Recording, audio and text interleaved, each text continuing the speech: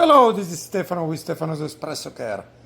You have an Elektra Semiautomatica that no matter what you cannot get water to come through the heating exchanger and the Grouphead.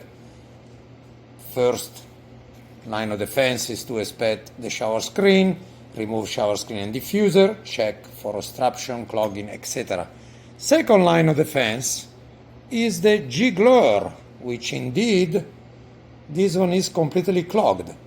With a 20mm socket, you remove the nut on the side of the Grouphead, right here. Then with a 7mm socket, you remove the jiggler.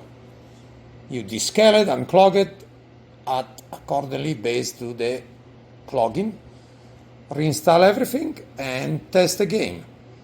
If this is a recurring situation and it's been happening for a while and you are insisting in trying to dispense water through the Grouphead, the solenoid valve can eventually get weaker and weaker and the water get pushed through and go inside the boiler and the boiler will get overfilled.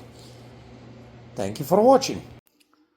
Furthermore, in addition to the clogged jiggler, if water is still not passing through and coming out from the bottom of the Grouphead, you should inspect and check the two, I guess I call them the drilling screw. The sole purpose of those two screws is to conceal the passages that they have to drill in order for the water passages to be on the block of the Grouphead.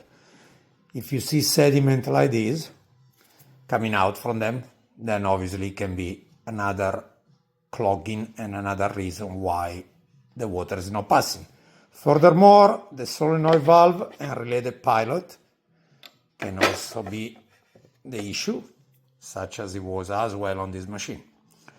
So to recap, jiggler, chamber, inspection holes, and of course after the shower screen has been already eliminated from the equation.